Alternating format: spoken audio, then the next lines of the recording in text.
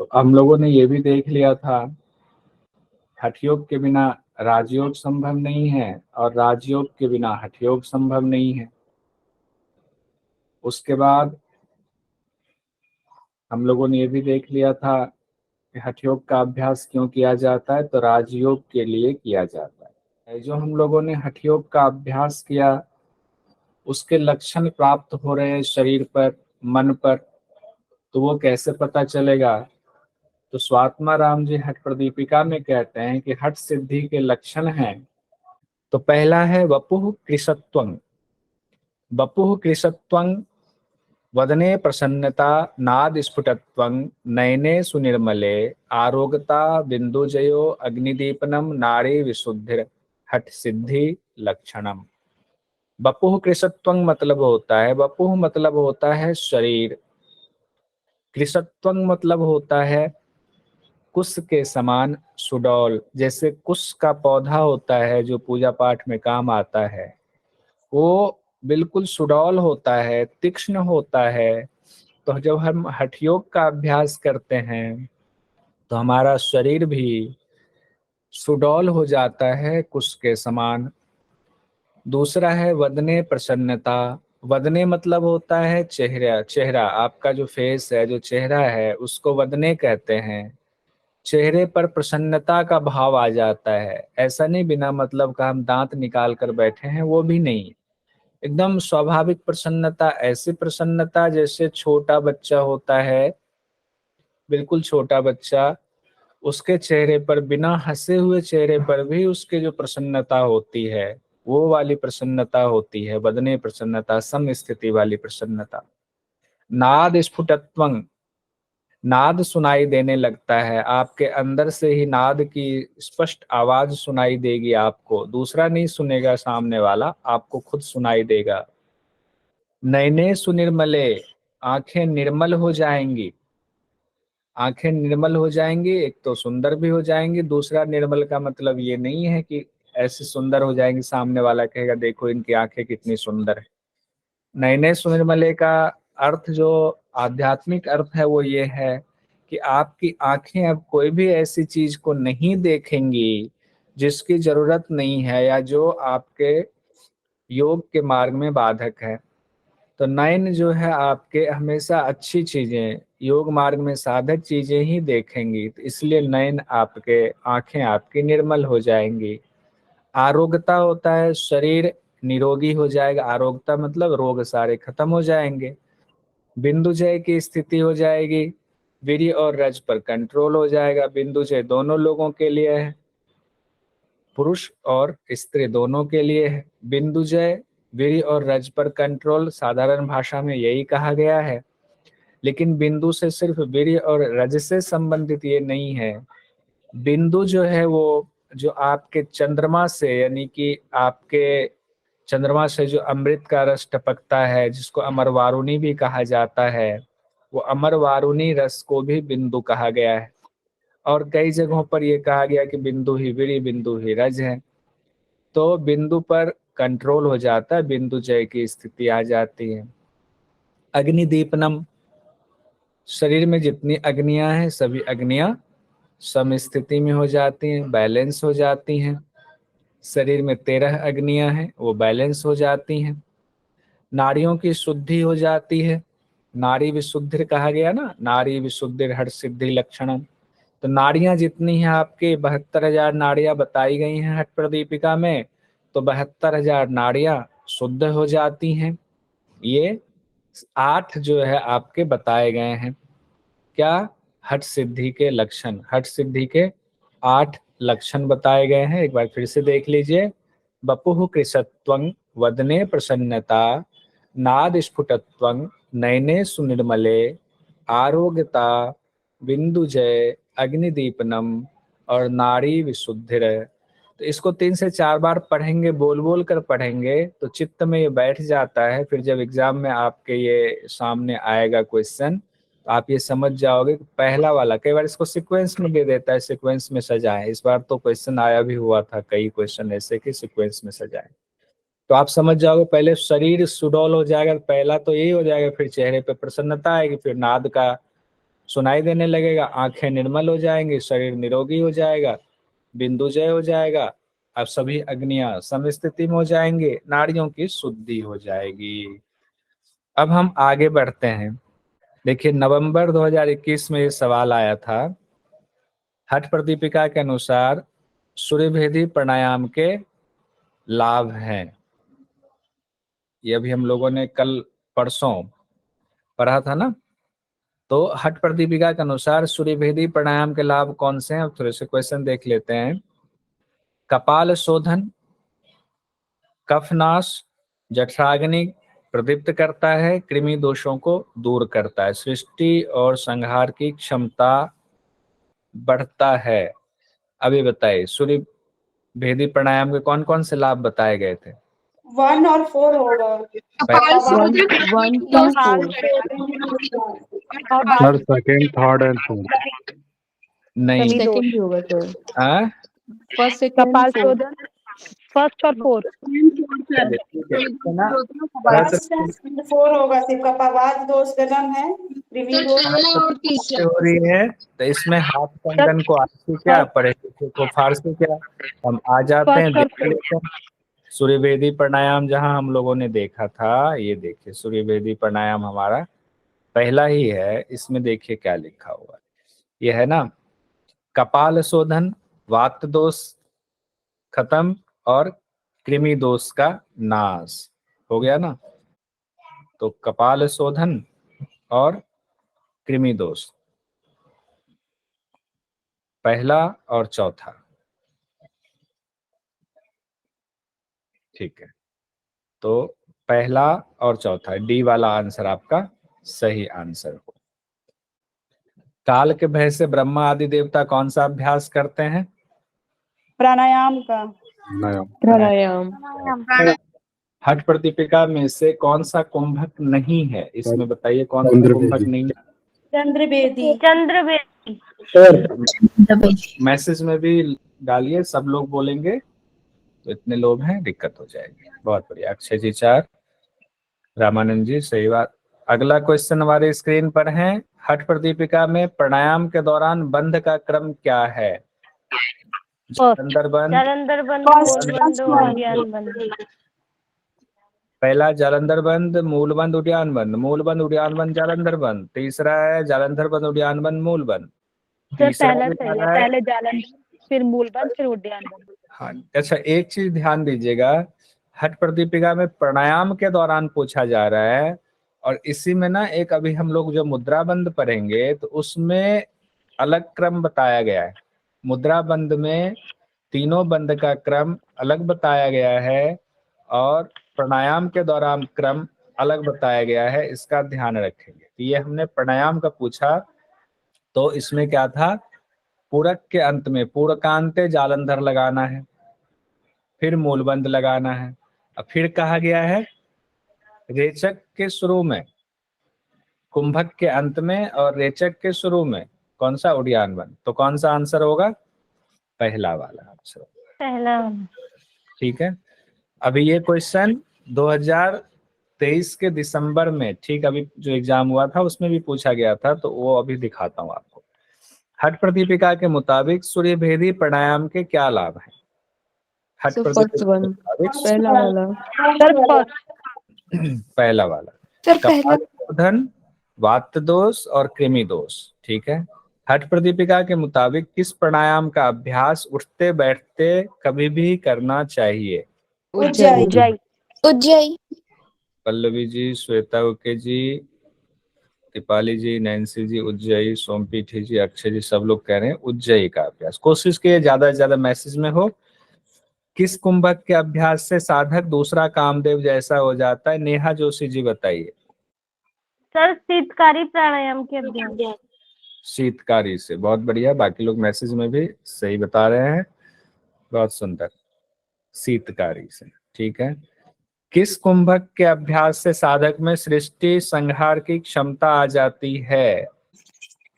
Sir Sheetkari से। शीतकारी, ठीक है, आगे बढ़ते हैं। हठ प्रदीपिका के मुताबिक किस कुंभक के अभ्यास से वात पित्त कफ तीनों दोष दूर होता है? वात पित्त कफ।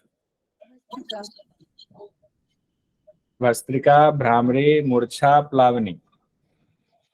भस्त्रिका। भस्त्रिका। भस्त्रिका बिल्कुल सही है। भस्त्रिका के अभ्यास से वात पित्त कफ तीनों दोष दूर होता है। कौन सा प्राणायाम शरीर के तीनों ग्रंथियों का भली प्रकार भेदन करता है? भस्त्रिका, भ्रामरी, मूर्छा, प्लावनी। भस्त्रिका। भस्त्रिका। भस्त्रिका। भस्त्रिका। रवि जी, शैली, उके, सोमपेटी जी, नैन्सी जी, दीपाली, सब लोग कह रहे हैं रामानंद जी भस्त्रिका प्राणायाम। शालिनी जी बताएंगी हठ प्रदीपिका के मुताबिक भ्रामरी प्राणायाम में पूरक की ध्वनि किस प्रकार होता है? नर भ्रमर के समान, मादा भ्रमर के समान, मधुमक्खी की आवाज के समान, सामान्य आवाज के समान।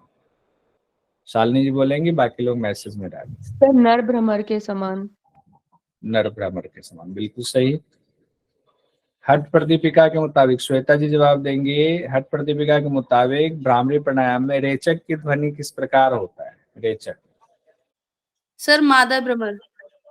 मादा भ्रमर के समान बिल्कुल सही आंसर। नैन्सी जी, रश्मिता जी, दीपाली जी जो मैसेज कर रही हैं सब सही जवाब। रामानंद जी बिल्कुल सही जवाब है। किस प्राणायाम के अभ्यास से साधक कमल पत्र के समान सरलता से तैर सकता है? प्लावनी।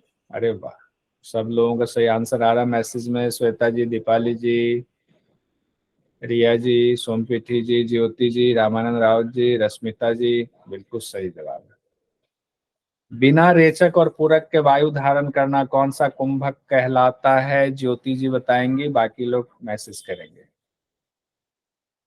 बिना रेचक पूरक। सर केवली कुंभक। जी, केवली कुंभक। सर केवली। केवली कुंभक, उसमें रेचक और पूरक की जरूरत नहीं होती है। अब बताएंगे पल्लवी जी, इनमें से कौन सा हठ सिद्धि के लक्षण नहीं है? नयनों की निर्मलता, नाड़ियों की शुद्धि। Fourth option sir. कौन सा? Fourth option. फोर्थ ऑप्शन, शक्तिशाली। नयनों की निर्मलता, नाड़ियों की शुद्धि, बिंदुजय, ये तीनों है, शक्तिशाली नहीं है। प्राणायाम के 3 अंग कौन से बताए गए हैं? सेजल जी बताएंगे।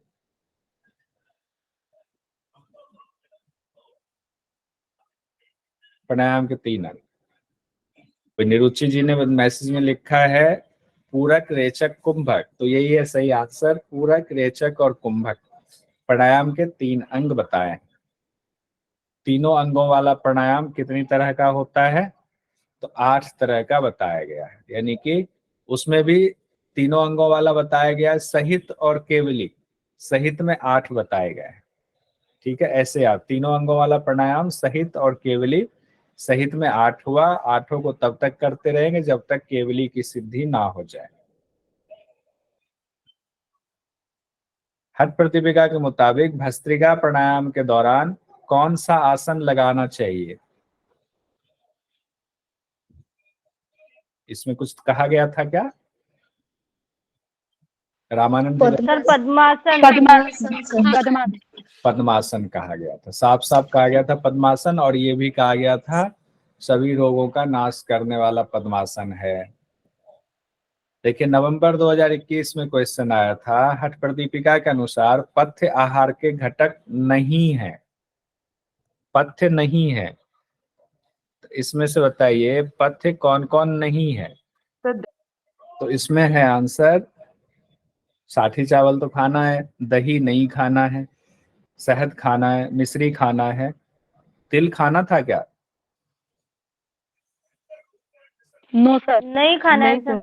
नहीं, तो दही और तिल हो जाएगा। दही हुआ दूसरा, 5, 2 और 5, तो बी ऑप्शन हो गया। एक ये है, हठ प्रदीपिका के अनुसार योगी के भोजन का श्लोक के अनुसार क्रम ठीक कीजिए। तो एक श्लोक हम लोगों ने पढ़ा था ना, पुष्टम सुमधुरम स्निग्धम गव्यम धातु प्रपोषणम मनोबीलभिषितम योगम योगी भोजनम आचरेत। बहुत सुंदर, बहुत सुंदर। अब सीक्वेंस बिठाइए। श्लोक तो आपने कह दिया। सर दूसरा वाला सही। दूसरा सर वाला। CED ए और बी। ठीक है, दूसरा वाला ऑप्शन से। हठ प्रतिपिका के अनुसार योग साधकों के लिए पथ्य कारक भोजन है। पथ्य है, मूंग खाना है, मूंग, कुल्थी नहीं खाना है, मेघनाद खाना है, परवल खाना है, दही नहीं खाना है। ए, सी और डी। ए, सी और दूसरा वाला सही है। अब इसमें आप एक दिमाग लगाओ, मेघनाद का नाम ऐसे कहीं नहीं लिखा है, मेघनाद का नाम कहीं नहीं किसी श्लोक में नहीं है, लेकिन उन्होंने पंच शाक बोला हुआ खाना है, तो पंच शाक में मेघनाद आता है, इसीलिए पंच शाक के हिसाब से मेघनाद का यहाँ पर आया हुआ है। ठीक है, तो अब हम जो अभी 2023 वाला क्वेश्चन है ना, उसमें से देखते हैं कि प्राणायाम के चैप्टर से आसन से क्या आया है। ये क्वेश्चन एक देखिए आया हुआ है इस बार जो एग्जाम जिन लोगों ने दिया था। हठ प्रदीपिका के अनुसार पथ्य कारक भोजन का सही क्रम बताइए। अब आप अंदाजा लगाओ कि क्रम से भी क्वेश्चन पूछा गया, वो भी पथ्य कारक भोजन का। जो पथ्य पथ बताया गया उसमें पथ्य वाले का सही क्रम पूछा जा रहा है। अब किन्हीं को याद है क्रम? ये आपके सामने 5 ऑप्शन है, मधु है, 5 प्रकार का साग है, मूंग है, खांड है और सूट है। हाँ पल्लवी जी बताइए, कुछ कह रही है। सूत्र तो ऐसे है ना, गोधूम शाली व षष्टिका शोभानानम शिराज्य खंड। खंड पहले आएगा, खंड नवनीत सिद्धा मधुनीत सेकंड मधु आएगा, शुंठी पटोल कपलादि का 3 नंबर पे शुंठ आएगा। बिल्कुल सही, वाह, बहुत अच्छा आपने श्लोक याद किया हुआ है, बहुत सुंदर। तो उस हिसाब से क्या हो गया, पहले खांड हो गया, तो खांड किस में है? डी वाला, एक ही में तो है, एक ही बार में आपका ऑप्शन लग जा रहा है। डी, डी के बाद ए के बाद ई सूंठ, उसके बाद बी 5 साग और सी मूंग बाद में। अब देखिए ये जो क्वेश्चन बात हो रही थी जिस पे मैं जोर दे रहा था, हठ प्रदीपिका में पूरक के अंत में कौन सा बंद लगाने के लिए कहा गया है, चूंकि श्लोक में है पूरकांते, पूरक के अंत में जालंधर बंद लगाना है, कहा गया था ना, किन्हीं को याद है? पूरकांते, पूरक का ये पूछा गया था, दिसंबर 2023 का सवाल है। आज देखिए सवाल कोई बहुत भीषण या कोई टफ नहीं है, अगर आपको थोड़ा सा अटेंटिव है ना तो एक दो चीजों को पकड़ करके आप उसमें आगे बढ़ सकते हैं। पूरक के अंत में पूरक कंप्लीट कर लिया तो गर्दन झुका लिया, जालंधर बंद लग गया, और ये हम लोगों ने पढ़ा है। ये क्वेश्चन पहला वाला ये आया हुआ था, तो जालंधर बंद इसका आंसर हो जाएगा। अब देखिए ये क्वेश्चन भी हम लोगों ने अभी उज्जयी प्राणायाम वाला पढ़ा ही था, देखिए अभी आया था। हठ प्रदीपिका के अनुसार उज्जयी प्राणायाम के लाभ हैं। अब उज्जयी प्राणायाम वाला जरा निकालिए और बताइए कि उज्जयी प्राणायाम के लाभ कौन कौन से हैं। ये भी क्वेश्चन पूछा गया था दिसंबर में। सर ऐसे है ना, नाड़ी जलोदरा धातु दोषोधन फर्स्ट धातु का और दोष विनाशकम। सर ये जलोदर भी है, कफ दोष भी है, और नाड़ी धातु संबंधी भी है। ठीक है, कंठ के पास का कफ दोष दूर करता है, देह की अग्नि बढ़ती है, नाड़ी जलोदर तथा धातु संबंधी दोष दूर होते हैं। तो इसमें क्या था, पहले तो ये बताया गया था गले के पास दोष का दूर होगा तो कफ दोष हो गया, गले का कफ दोष दूर है वो दूर होगा, कफ दोष वाला आपका हो गया। नाड़ी दोष बताया गया, वात दोष नहीं बताया गया। ए और सी तो आपका ऐसे हो गया।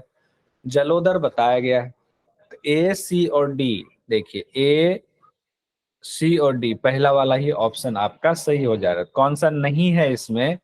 जो नहीं है वो है आपका,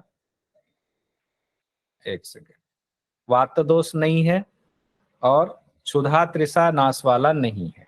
ठीक है, कोई कंफ्यूजन हो तो बताइए। ठीक है, सब लोगों को क्लियर है? नारी दोष का नाश दिया हुआ है, वात दोष नहीं दिया है, कफ दोष गले के पास का कफ का लिखा है लेकिन इन्होंने कफ दोष कंप्लीट दिया, ठीक है।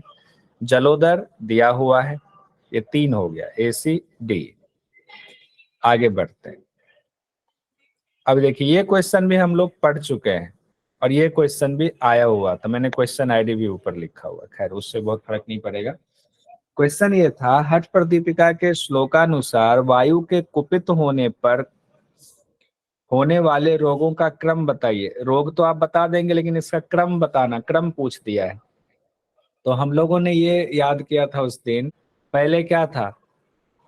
हिक्का श्वास का हिक्का सबसे पहले हिक्का है, फिर श्वास है, श्वास है, फिर कास है, फिर वेदना है, फिर कर्ण वेदना है।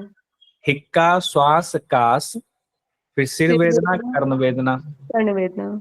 तो आपको अगर दो भी याद है ना तो भी आपका आंसर बन जाता है जनरली। तो आपने कहा हिक्का, श्वास और कास, तीन आपको याद हो गया। तो देखिए हिक्का हो गया आपका सी, ए और डी। सी, ए और डी देखिए किस में है, सी, ए और डी। सी, ए और डी पहले में ही है, बाकी आपको कुछ खोजने की जरूरत ही नहीं पड़ेगी। हिक्का, श्वास, कास, अभी भी 2-3 बार बोल लीजिए, क्या बताए क्वेश्चन फिर से रिपीट हो जाए। तो ये पहला आंसर आपका आ गया सही। ये क्वेश्चन भी पूछ दिया गया। हठ प्रदीपिका के अनुसार स्वास्थ्य के लिए अहितकर आहार है। और ACE ACE ये तो बहुत ही आसान था, इतना आसान था क्या कहें। फिर से गर्म क्या हुआ भोजन, तो ऐसे भी हम लोग नहीं खाते हैं। परवल बताया गया, परवल तो अच्छा होता है। अधिक नमक तो पहले ही मना किया हुआ है। मक्खन जिसको नवनीत कहा गया वो तो खाना है। अधिक खटाई मना किया गया, तो ए वाला नहीं खाना है, सी नहीं खाना है, ई नहीं खाना। ए, सी और ई इसका सही आंसर है। ए, सी और ई दूसरा वाला आंसर सही है। त्राटक की विधि, मतलब अभी तक जो पढ़ चुके हैं उसमें से ज्यादा क्वेश्चंस आए हुए थे, आगे जो पढ़ेंगे उसमें से कम ही था। अब ये देखिए क्वेश्चन आया हुआ है, हठ प्रदीपिका में त्राटक की विधि बताई गई है। स्थिर दृष्टि, भूमध्य दृष्टि, सूक्ष्म लक्ष्य पर एकाग्रता, नासाग्र दृष्टि, अश्रुपात होने तक। स्थिर दृष्टि सही है, भूमध्य दृष्टि ऐसा नहीं कहा गया है, सूक्ष्म लक्ष्य पर एकाग्रता कहा गया है, नासाग्र दृष्टि नहीं कहा गया, अश्रुपात होने तक कहा गया। तो ए हो गया, सी हो गया और ई हो गया। ए, सी और ई तो हो गया आपका ए, सी और ई, चौथा वाला आंसर आपका आएगा। अब देखिए एक क्वेश्चन ये नादानुसंधान का है, तो इसको अभी रहने दीजिए, हम लोगों ने ये पढ़ा नहीं है। मूलबंध वाला इसको भी रहने दीजिए, ये भी हम लोगों ने भी नहीं पढ़ा है। तो ये क्वेश्चन आए हुए हैं, तो 3-4 क्वेश्चन है जो रह गए हैं, उसका जब हम लोग पढ़ लेंगे तो ये देख लेंगे। बाद में मैं आपको ये क्वेश्चंस भी भेज दूंगा कि 2023 में कौन से क्वेश्चंस आपके सामने आए थे।